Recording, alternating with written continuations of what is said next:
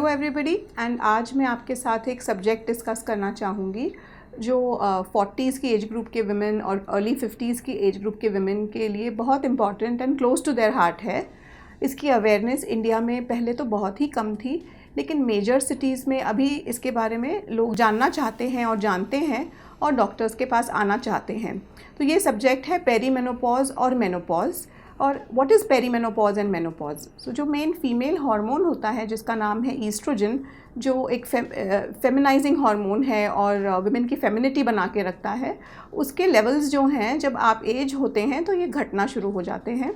और इन दी early 40s जो oestrogen levels हैं वो धीरे धीरे करके कम होना शुरू होते हैं and over a period of 5 to 10 years a woman attains final menopause, मतलब उसके पीरियड्स पूरी तरह से बंद हो जाते हैं और ईस्ट्रोजन हार्मोन प्लेटो होके एकदम बेस लाइन पे आ जाता है। हार्मोन्स की कमी की वजह से पेशेंट्स 3 तरीके के सिम्टम्स एक्सपीरियंस करते हैं।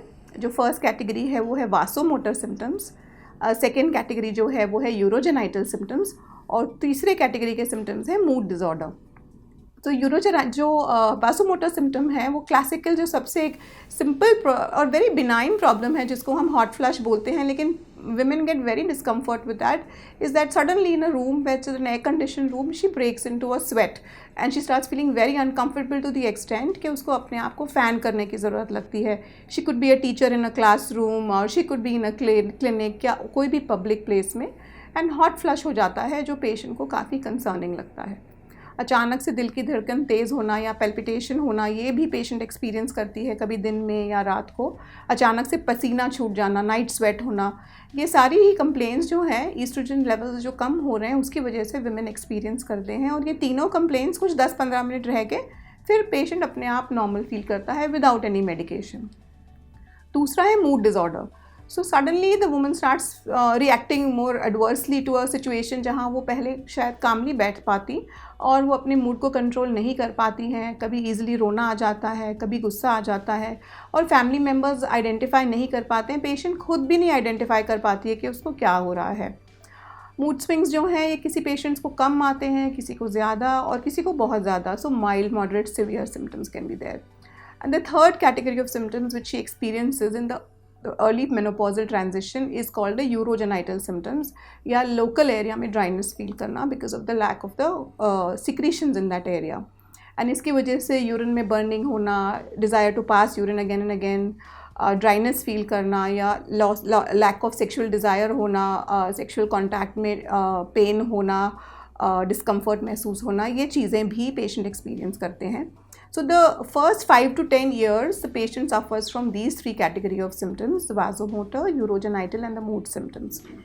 अगर पेशेंट को मॉडरेट टू सीवियर सिम्टम्स हैं तो she should be seeking a gynaecological consultation, जहाँ इनके लिए हार्मोन रिप्लेसमेंट थेरेपी के सब्जेक्ट को पूरी तरह से इन डेप्थ डिस्कस किया जा सकता है।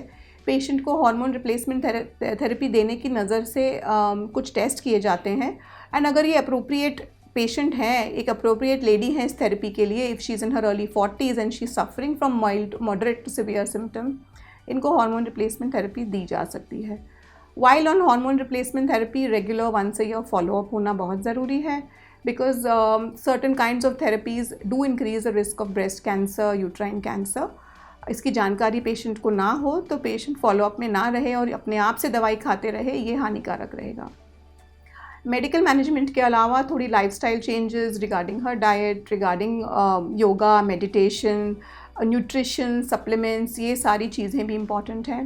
और कभी कभार मूड डिसऑर्डर्स के लिए हमें पेशेंट को काउंसलर्स के पास भी भेजने की ज़रूरत पड़ सकती है।